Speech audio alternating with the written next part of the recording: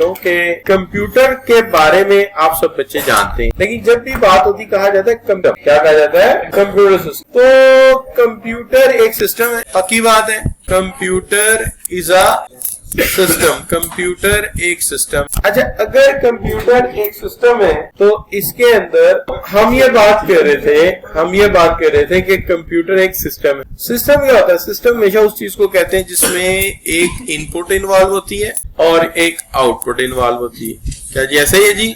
इसी को सिस्टम कहते हैं। लेकिन कंप्यूटर सिस्टम को काम करना पड़ता है अकॉर्डिंग टू सिस्टम, लेकिन दो चीजों की बुनियाद पे काम। एक तो दी गई इंस्ट्रक्शंस, लेकिन ये इंस्ट्रक्शंस एक वो हैं जो पहले से इसके अंदर स्टोर हैं, जिसको हम क्या कहते हैं? प्रोग्राम्स। एक वो इंस्ट्रक्शंस है जो स्टोर है और एक वो इंस्ट्रक्शंस है जो हम एज एन इनपुट में ही प्रोवाइड करते हैं, जिनको हम चेंज करते रहते, पर ये इंस्ट्रक्शन भी वाया इनपुट जाती। ठीक है, इसका मतलब computer is a system, computer is a system which produce output from given input. Computer is a system which produce output from given input and instructions given and stored। और बात जगह पे लिखा होता है कंप्यूटर, यहाँ भी लिखे हैं कंप्यूटर, बात जगह लिखा होता है कि और बात जगह लिखा होता है computer is an electronic device. ये दोनों में से जो भी स्टार्ट में आप लिखना चाहिए लिख सकते। Computer is an electronic device, computer is a system which produce output from given input and instruction given and store. खैर बच्चों, इसका मतलब इसमें बड़ी इंपॉर्टेंट चीज है इसकी इनपुट, इसकी आउटपुट और पर्टिकुलरली के अंदर होने वाला प्रोसेस से इनपुट आउटपुट में कन्वर्ट होती है। क्या हाल है? तो बच्चों, तीन चीजें बड़ी अहम हमारी किताब में दी गई हैं। सबसे पहले क्या दी गई है? इनपुट फैसिलिटेट करती है हमें कि हम डाटा और इंफॉर्मेशन सिस्टम में इनपुट कर सकें, डाटा और इंफॉर्मेशन कंप्यूटर में एज एन इनपुट कर सकें। Example include keyboard, scanner, mouse and. अब एक चीज ध्यान में होनी चाहिए कि याद रखना है कि कंप्यूटर के अंदर की जुबान और है। कंप्यूटर करता है बात 0 1 1 0 1 1 0, यानी वो बाइनरी बात है, और हम बात करते हैं नेचुरल लैंग्वेजेस जो हमें हमारे माहौल ने सिखाई है। तो इनपुट जो होती है कंप्यूटर में, हमेशा जो हमारी ह्यूमन लैंग्वेज उसको कंप्यूटर लैंग्वेज में कन्वर्ट करके प्रोवाइड की जाती। ठीक है ना?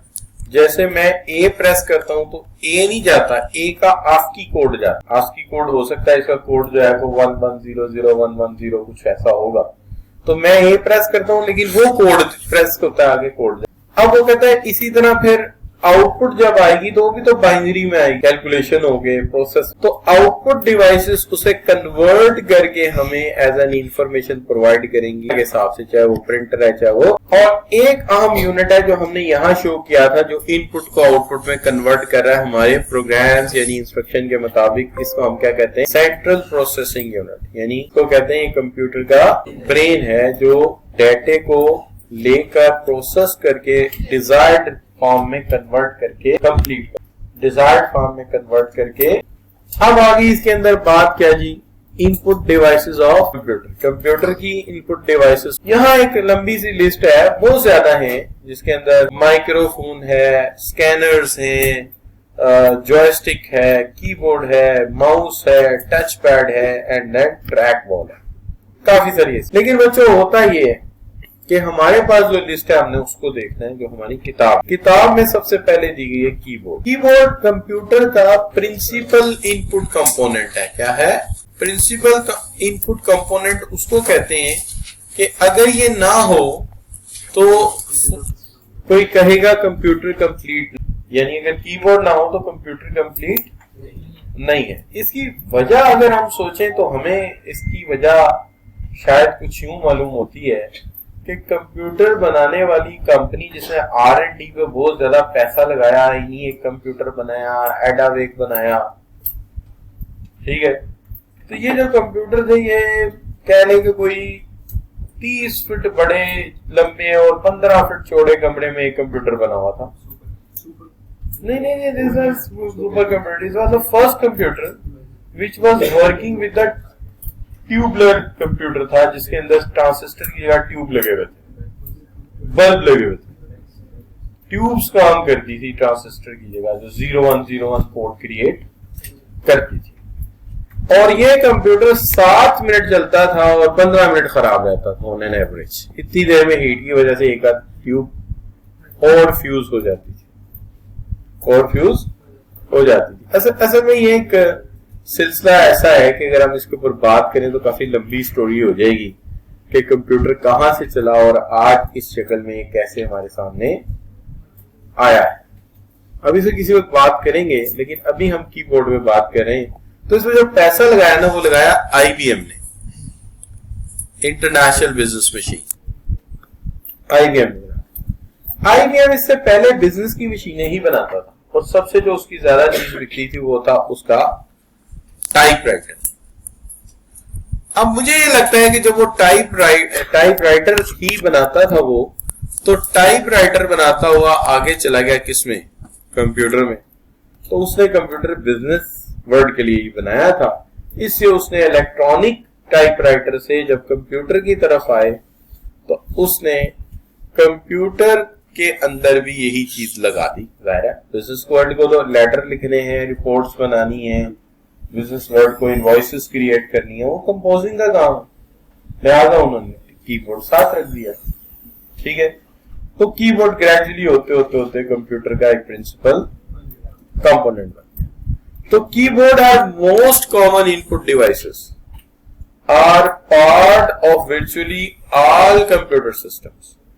तो वर्चुअली ऑल कंप्यूटर सिस्टम का ये पार्ट है। And keyboard can stand alone consent क्या है, connected to computer with a cable और वायरलेस कनेक्शन। क्योंकि आप जाहिर है कई तरह के आ गए हैं, तार वाले भी हैं, बगैर तार के भी हैं, वो केबल से भी कनेक्ट हो जाते हैं। ठीक है, और इसको कहते हैं क्वाड्रे कीबोर्ड। ये असल में होता ये है कि इसके अंदर ना, जो आप ये कह सकते हैं कि लैपटॉप के अंदर जो बिल्ड इन होता है ना, तो ये शुरू से इस तरह का फॉर्मेट है कि ए एस, जैसे ये देखे ना कि एक हाथ पे आपके होता है ए एस डी एफ और इधर होता है सेमीकोलन एल के जे, यानी मतलब this side is A S D F और इस तरह सेमीकोलन एल के जे। एक उंगली हमारी होती है जो एक से उठ के दूसरे पे जाती है। जो बच्चे कंपोजिंग वगैरह करते हैं उन्हें आइडिया होगा कि किस तरह से काम करता है। तो लिहाजा ये बिल्कुल उसी शक्ल में रखा गया है। इसके अंदर आमतौर पर डिजिटल बटन ऊपर भी होते हैं और डिजिटल बटन साइड में भी होते हैं, लेकिन छोटे लैपटॉप में, जैसे मेरा लैपटॉप है, इसके अंदर साइड कीज नहीं है, साइड कीज नहीं। ठीक है बच्चों, इसको हम कहते हैं ये है। अब उसके बाद मुख्तलिफ शक्लों में आया है, हर कंपनी इसको अपनी अपनी आर्गोनॉमिक्स में पेश करती है। आर्गोनॉमिक्स का मतलब ये है कि ये बॉडी पे एक फटीग पैदा करती हैं, जितनी भी आप डिवाइसेस यूज करते हैं। फटीग का मतलब इससे आंखें भी थकती हैं, उंगलियां भी थकती हैं। तो बास का ख्याल ये है कि जो छोटी उंगली उसके लिए जरा बड़ा बटन कर दिया है, जो बड़ी उंगली उसके लिए जरा छोटा कर दिया है। तो उन्होंने जरा, किसी ने यूं एंगल का बनाया हुआ है, किसी ने इस तरह, तो वो मुख्तलिफ अपनी अपनी आर्गोनॉमिक्स के मुताबिक बनाया है, जिसमें वो समझते हैं कि ये ज्यादा कंफर्टेबल है आपके लिए। तो इस तरह उन्होंने बनाया हुआ, बहरहाल हमें उसको यूज करने की आदत हो ही जाती, जो भी कीबोर्ड हम लेते हैं। अच्छा बच्चों, अब आ गया touch sensitive screen and touch pad. पैसे को बचाने के लिए एक बड़ा अच्छा टास्क सौंपा गया कि क्यों ना ऐसा किया जाए कि टच स्क्रीन को ही के अंदर ही कीबोर्ड बना दिया जाए। उसका फायदा ये कि हमें अजाफी तौर पे ये कीबोर्ड बनाने की जरूरत नहीं रहेगी और फिर हम जो है वो टैब की शक्ल, टैब भी बना सकते हैं। फिर वहीं से टैब बनना शुरू होगी। अच्छा, वो जो टैब है, उस टैब से ही फिर क्या हुआ कि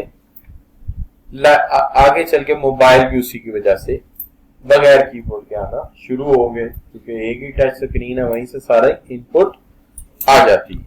तो लिहाजा रिसेंट ट्रेंड ये है कि इंटीग्रेट कर दिया गया है keyboard into touch sensitive screen, जिसको आप टच पैड कहते हैं।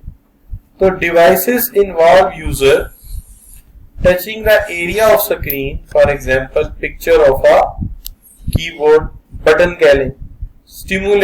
सिमुलेट ऐसे ही होता है जैसे कि फिजिकली आप बटन जो है प्रेस कर रहे हैं। शुरू शुरू में तो ऐसी मशीनें थी, डायबोल्ड की मशीन होती थी एटीएम की, वहां पे बटन नहीं थे, बटन स्क्रीन के अंदर ही आते थे। हम बटन दबाते तो आवाज आती थी टिक टिक टिक, ताकि आपको एहसास हो you have press some button, और बटन वगैरह दूसरी शक्ल बन जाती थी जैसे press button and non press button. तो ये इस तरह की स्क्रीन बनाई जाती है, इसको हम कहते हैं ये है touch sensitive include automated payment boards used to buy क्या है ट्रेन और बस टिकट एंड बैंक एटीएम्स वगैरह, उसके अंदर ये यूज की गई। तो वहां से ये चलनी शुरू हो गई। अब इससे कॉस्ट भी बचती है, जाहिर बात है। कीबोर्ड प्लास्टिक से बनता है, प्लास्टिक लेके आओ अलग से कीबोर्ड को असेंबल करो, बटन लगाओ, स्प्रिंग लगाओ, कॉस्ट तो आती है। लेकिन क्यों ना ऐसा किया जाए कि एक टैबलेट बना दी जाए, उसके अंदर ही स्क्रीन हो सारी सारी, तो काम थोड़ा और आसान हो जाएगा, सिंपल हो जाएगा। क्या ख्याल है आपका? अच्छा बच्चों, तो ये आ गया आपका दूसरा इनपुट का तरीका। मुश्किल बातें तो नहीं कर दी कोई। इसके बाद आ जाता है बच्चों आपका मैग्नेटिक इंक कैरेक्टर रिकग्निशन। असल में एक अरसे से एक चीज की तलाश थी कि जहां बैंक्स में आप जाते हैं तो एक एक डॉक्यूमेंट को क्लर्क्स को अकाउंटेंट्स को पढ़ना पड़ता है, और उसके अंदर इतने सारे एरियाज और फील्ड होते हैं कि कोई ना कोई चीज नजर से ओझल हो ही जाती है और नतीजे उसके खासे खतरनाक होते हैं। मेरे एक जानने वाले, उन्होंने एक चेक क्लियर कर दिया था डेट से पहले, डेट देखी नहीं, पास कर दिया, पैसे ट्रांसफर हो गए, बंदे को बुलाया, बंदा जो है वो काबू ना आया, वो फिर अकाउंटेंट ने उसको किया, वो बहुत बड़ा मसला बना। तो बहरहाल एनीवे मसला ये है कि इसका कोई हल हो, मतलब इतनी सारी फील्ड एक बंदा नहीं देख पाता, तो उसके लिए मैग्नेटिक इंक कैरेक्टर रिकग्नाइजर लाया गया। अगर आप देखें तो आजकल जब आप बैंक जाते हैं तो बैंक आपको एक वाउचर देता है फिल करने में। आप देखिए उस वाउचर पे खास इंक लगी होती है, शायद आपने गौर किया, एक लाइट ग्रीन कलर का होता है और एक लाइट ब्लू कलर का होता है, और उनके बीच में कार्बन नहीं होता। आप जब ऊपर लिखते हैं तो मैग्नेटिक इंक उसके अंदर लगी हुई है, वो पेन के साथ मिक्स होके लफ्ज बन रहा होता है। जब जाता है तो वो ब्लू कलर की एक लाइट वाला रीडर होता है, जैसे ये रीडर आपको नजर आ रहा है, तो इसके अंदर रखते हैं, वो पूरे का पूरा डाटा पढ़ लेते। उसको अकाउंट कॉल नहीं करना पड़ेगा, वो आपके चेक से अकाउंट नंबर पढ़ के आपका अकाउंट का सारा इंफॉर्मेशन ला के और रीड करके अगर बैलेंस है तो खुद ही बैलेंस एडजस्ट भी कर देगा। उसे सिर्फ अप्रूवल करनी है कि ये जो सिग्नेचर है ये इसके ओरिजिनल है या नहीं है। अगर एक दफा उसे सिग्नेचर इंश्योर हो जाए ये सिग्नेचर जो है बशीर वसीम के ही है, तो क्या करेगा, फौरी तौर पे चेक को अप्रूव कर देगा। क्या कर देगा? चेक को अप्रूव कर देगा। ठीक है, अच्छा नहीं ये साइन तुमसे होंगे, शेर साहब को कुछ भी पढ़ने की जरूरत नहीं पड़ेगी। वो स्लिप को ले जाके उस स्कैनर के नीचे रखेंगे, आपके अकाउंट में टोटल भी ऐड हो जाएगा अगर आप जमा करा रहे हैं पैसे, और अगर चेक है तो माइनस हो जाएंगे। उनको सिर्फ साइन टैली करने हैं, एंटर। इस तरह काम तेजी से हो जाएगा। और अब तमाम बैंकों में यही चीज है, हालांकि बात जगह पे उनके पास ये वाला स्कैनर खराब पड़ा होता है ही नहीं, लेकिन येट दैट स्लिप तो हर जगह। रिकग्नाइजर ये गड़बड़ कर दी यहाँ पे हमने। क्या? अच्छा बच्चों, अब देखिए बात ये है कि optical mark reader, optical mark reader जो है ना बच्चों, ये एक्चुअली मार्क यानी नुक्ते को आइडेंटिफाई करता है। किसको आइडेंटिफाई करता है? नुक्ते को आइडेंटिफाई करता है। ये असल में किसी जमाने में ना एक टेस्ट होता था आइल्स, और अमेरिकन का ज्यादा पॉपुलर था पहले, उसको कहते थे TOEFL, TOEFL test, test of English as foreign language, as foreign, तो उसको कहते हैं टोफल एग्जाम। टोफल एग्जाम जो था ये बहुत ज्यादा पॉपुलर, तो लिहाजा बहुत सारे लोग जो है वो ये किया करते थे, और वो इंटरनेशनली हेल्ड होता था, आमतौर पे अमेरिकन सेंटर। तो वहां पर जाहिर है मल्टीपल चॉइस था, तो मार्किंग में बड़ा मसला आता था। तो उन्होंने ये हल निकाला कि ये देख लेना, ये देखिए ये आंसर की है सिर्फ, तो आंसर की वहां से गुजारेंगे और मार्क्स का टोटल हो जाएगा। तो बड़ा इनपुट का आसान तरीका है। अगर ये तरीका यहां आ जाए सीएफई में, बहुत आसान हो जाएगा हमारे कि एक हमें आंसर की छुपवा दे और एक हमें ये मार्क रीडर ले दें। तो हमारे बच्चे को टेस्ट दिया और जनाब अगले दिन रिजल्ट आया, उन्हें क्या हाल।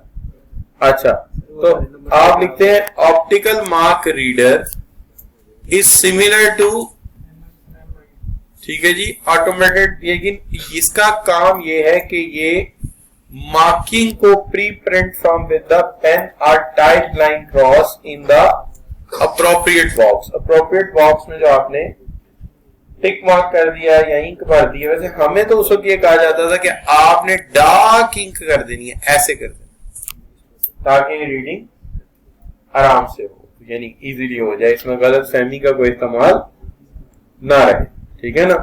जैसे आपके कोर्ट के पेपर तो आपके मार्क होते हैं ना एक सेंटर में, लेकिन आई कैप के पेपर जो है वो सेंटर से बाहर नहीं जाते, यानी आई कैप के पेपर आई कैप के पास ही रहते हैं। वो ब्लैक इंक से लिखवाते हैं कैप लेवल पे, और ब्लैक इंक से लिखवा के वो क्या करते हैं, वो पेपर जो है उसको स्कैन कर लेते हैं, ओरिजिनल पेपर वहीं रहता है, और जो मार्क्स लगाने वाले होते हैं वो इसी डिवाइस पे मार्क, समझिए बात को, इसलिए वो कहते हैं ब्लैक इंक से लिखे, वो ब्लू इंक से डिस्लाइक। तो एनीवे, लेकिन यहाँ पे क्या होता है, ये आपने डार्क कर दिया तो ये टोटली जो है वो उससे जो है बड़े आसानी से आप जज कर सकते हैं। लेकिन ये नेशनल लॉटरी एंट्री इस तरह की चीजें या वोटिंग बैलेट पेपर वगैरह के लिए भी ये चीजें इस्तेमाल हो जाती हैं, क्योंकि उससे आसानी रहती है। आसान सी बात ये हुई कि आपका एक टेस्ट हुआ है जिसकी आंसर की के ऊपर आपने एमसीक्यूज के आंसर्स को क्या किया हुआ है, डार्क निशान लगाए हुए, वो उसके नीचे से गुजारेंगे स्कैनर में से और आपका सारे टेस्ट मार्क हो जाएंगे मिनटों में। ये इसका फायदा है। अच्छा बच्चों, अब आगे बात scanner and optical character recognizer. Optical character recognizer, actually आप ये जानते हैं कि हमें अक्सर पढ़ाने में मुख्तलिफ तरह के हैंडआउट्स बनाने होते हैं, तो उसमें एक मुश्किल थी कि जो कंपोज डाटा उसको हम किस तरह हैंडआउट पे लाएं। हमें बैठ के कंपोजिंग करनी पड़ती, जिससे थकन होती थी। अब जो उन्होंने हमारी आसानी के लिए टेक्नोलॉजी क्या दे दी है, आप स्कैन करें और सॉफ्टवेयर उसको कंपोज मटेरियल में कन्वर्ट कर दे। सिर्फ टेबल में प्रॉब्लम आते हैं और इसी तरह पिक्चर्स वगैरह में हमें आसानी रहती। बल्कि ये तो इस तरह पढ़ाते हैं ना, मैं जब क्यूएम पढ़ाया करता था या कास्ट अकाउंटिंग पढ़ाता था, तो मैं ये नहीं यूज करता था, मतलब मेरा मल्टीमीडिया जो होता था उसके ऊपर ये पड़ा होता था, ये इस तरह का एक लैंप सा था, नीचे जो किताब रखो, किताब में जो चीज मैं लिख रहा हूं वो उधर जा रही। वो पहले था हमारे पास एक, अब पता नहीं है या नहीं है, मुझे नहीं पता, कॉलेज के पास था वो एक लैंप सा था यूं, उसके अंदर लैंप के साथ ही लेंस लगा हुआ था ऊपर ही। तो मैं किताब जो है वो रखता था सामने और किताब के ऊपर जो लिखता था बच्चों को नजर आ रहा था। स्टेटमेंट भी पढ़ानी, ये भी करना है, तो किताब ही सामने रख के पढ़ा दिया तो मसला ज्यादा आसान रहता था। तो ये मैं अक्सर जो है इस तरह से मामलात को चलाया करता था उस दौर में। अच्छा, तो ये जितने ज्यादा पिक्सल्स होंगे उतना बेहतर होगा। पिक्सल्स का मतलब क्या है, जैसे आप एक तस्वीर बनाते हैं तो उसमें डॉट्स थोड़े लगाते हैं तो तस्वीर धुंधली बनेगी, लेकिन डॉट्स जितने बढ़ाते जाएंगे तस्वीर उतनी ओरिजिनल होती जाएगी। तो इसको पिक्सल से अंदाजा किया जाता है कि कितने मेगापिक्सल तक वो पिक कर देता। तो ये बच्चों ये इसके अंदर देखते हैं हम, और ये हमारी डिस्प्ले स्क्रीन के ऊपर तस्वीर और कंपोज मटेरियल को लाके रख देता है, जिससे हमारा काम बड़ा। ये स्कैनर जो है अक्सर देखा होगा, पूरी पूरी किताब लोगों ने स्कैन। अब आ गया क्या, चूहा, sorry mice, track ball and similar devices.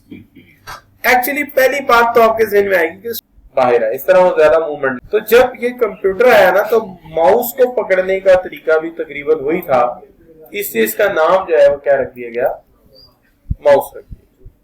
लेकिन बात यह कि ये कंप्यूटर का कंपोनेंट कब बना, तो मैं आपको बताता हूं कि जिस दौर में हमने स्कूल में पढ़ना शुरू किया उस दौर, उसके अंदर ये होता था कि अगर आपने कोई चीज सी कॉलन की, यानी जहां से कॉपी करना है पहले उस डायरेक्टरी में जाऊंगा, तो मैं सी कॉलन की इस डायरेक्टरी में हूं, यहां एक सलीम नाम की फाइल है, उसको तुम कॉपी करो और कॉपी करो डी कॉलन पे। किस पे? D colon. अब सी मेरी हार्ड डिस्क है जिसमें मैं पहुंचा, जिसमें वो डायरेक्टरी पड़ी है। अगर मैं दूसरी डायरेक्टरी में जाकर करूंगा वो कहेगा यहाँ ये मौजूद ही नहीं, तुम गलत लिख रहे हो। तो वहां मैं जाकर लिखूंगा उस डायरेक्टरी में जहां वो डायरेक्टरी पड़ी, उसके अंदर वगैरह कंट्रोल अपना लेके जाऊंगा, यानी उस फाइल में जाऊंगा, हार्ड डिस्क को सिस्टम में जाऊंगा और वहां जाके लिखूंगा कि सलीम नाम की एक फाइल है, उसको तुम कॉपी करो। किसमें करो?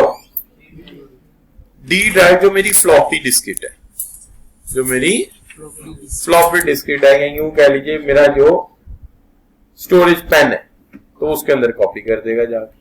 अभी भी आपने देखा होगा जो लोग विंडोज इंस्टॉल करते हैं ना, तो विंडोज इंस्टॉल के पीछे यही है, यानी फ्रंट में विंडोज आई हुई है लेकिन बैक एंड में यही है। अगर विंडोज डिलीट हो जाए तो वो कमांड प्रॉम्प्ट से जाके दोबारा यही कमांड यूज करता है। और अगर डिलीट करनी हो तो फाइल का नाम लिख के DEL लिख दें तो वो डिलीट कर देगा उस फाइल। इस तरह करके फाइलें डिलीट होती थी।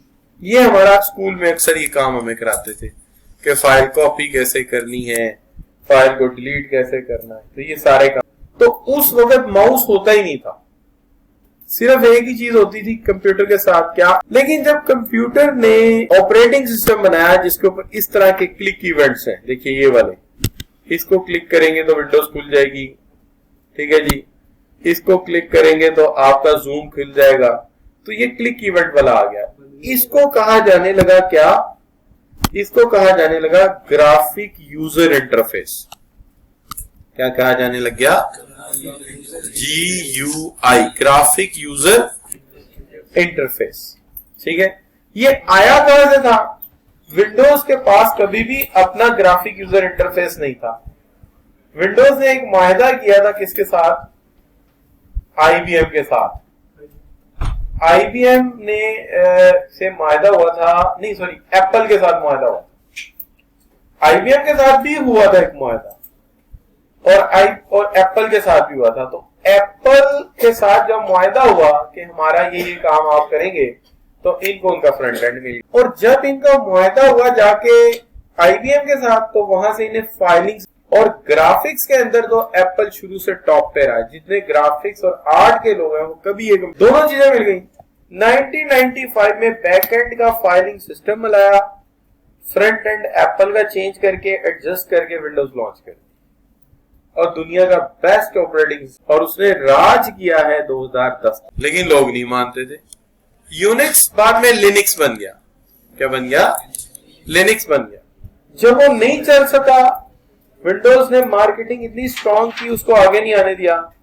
उन्होंने अपने आप को एक OGL दे दिया, ओपन जनरल लाइसेंस दे दिया, और अपने ऑब्जेक्ट्स को एक जगह जाके रख दिया कि यहां से जिसको ऑपरेटिंग सिस्टम बनाना है हमारे ऑब्जेक्ट पकड़े। वो फिर क्या हुआ, वो एंड्रॉइड फोन जितने बने उन्होंने वहां से ऑब्जेक्ट ली। और वो क्या है, वो एक्चुअली लिनक्स है, जो पुरानी शक्ल है किसकी? यूनिक्स की। और उन्होंने कैसे विंडोज को फिर ओवरकम किया? क्योंकि उनकी मार्केटिंग स्ट्रांग थी, वो आगे आने नहीं देते थे, उन्होंने फ्री ऑब्जेक्ट्स दे दिए।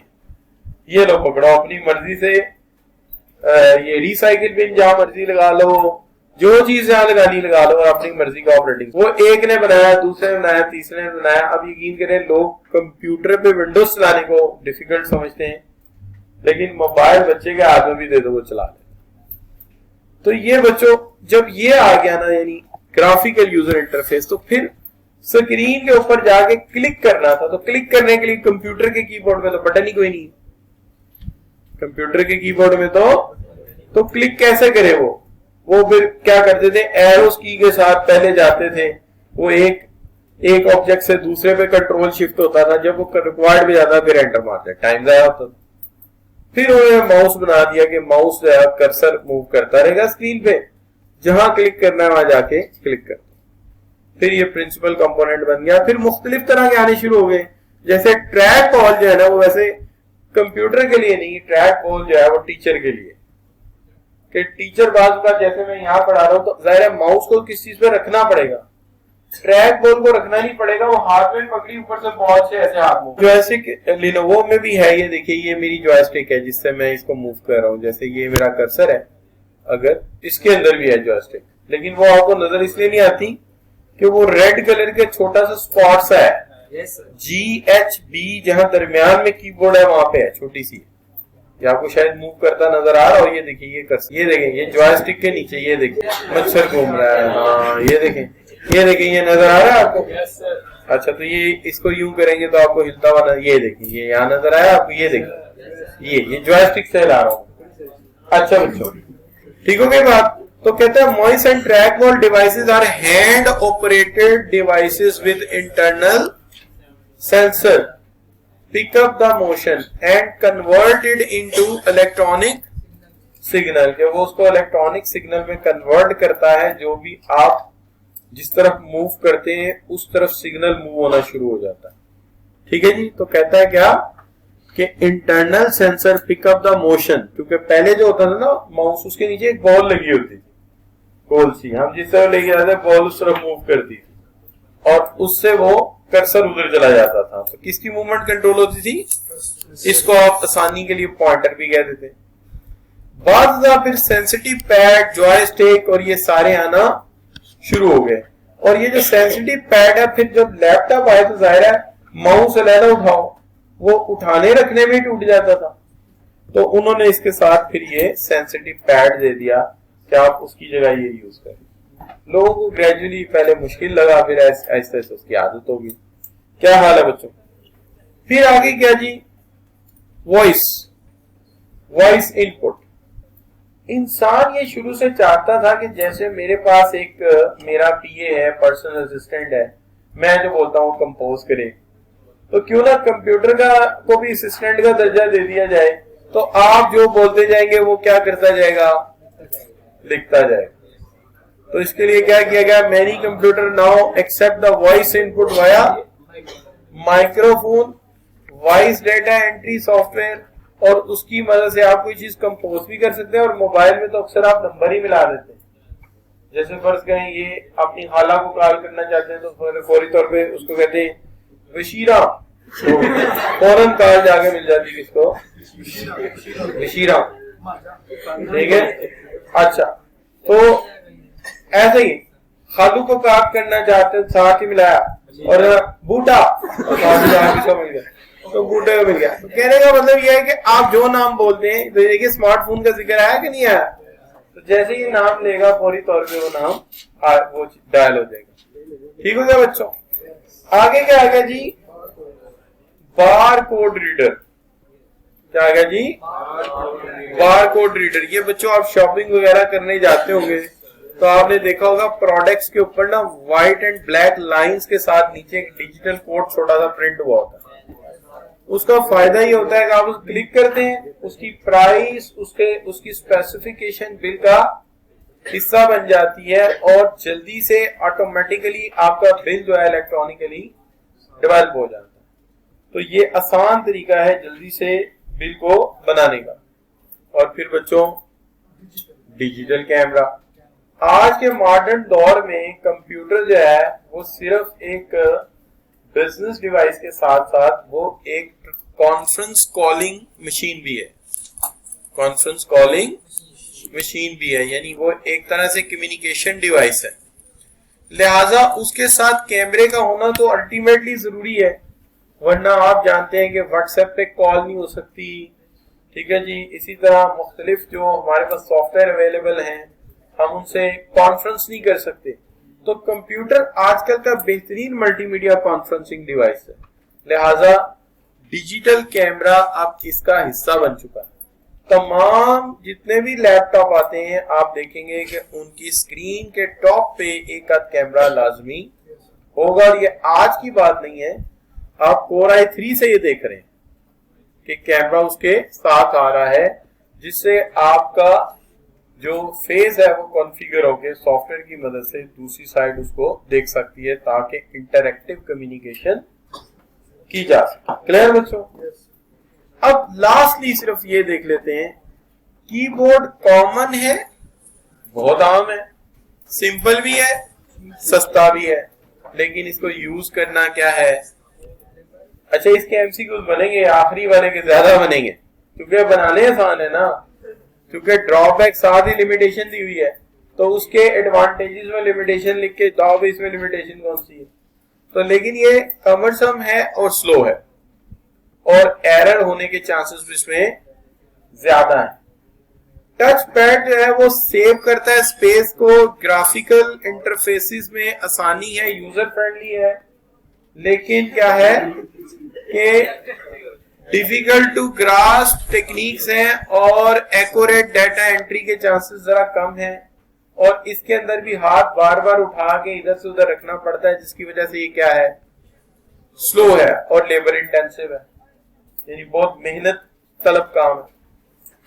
मैग्नेटिक इंक स्पीडी है, एक्यूरेसी है, लेकिन इसमें यह है कि ये एक्सपेंसिव है, चूंकि इसके लिए अलग से डिवाइस चाहिए, और जो कागज प्रिंट होगा उसके ऊपर क्या चाहिए, मैग्नेटिक इंक चाहिए, बॉक्सेस वगैरह वैसे बनाने पड़ेंगे, ताकि रीडिंग, आपने देखा होगा वहां पे बकायदा लिखा होता है, आपने नाम लिखना अपना तो एम अलहदा लिखेंगे, यू अलहदा, बी अलहदा।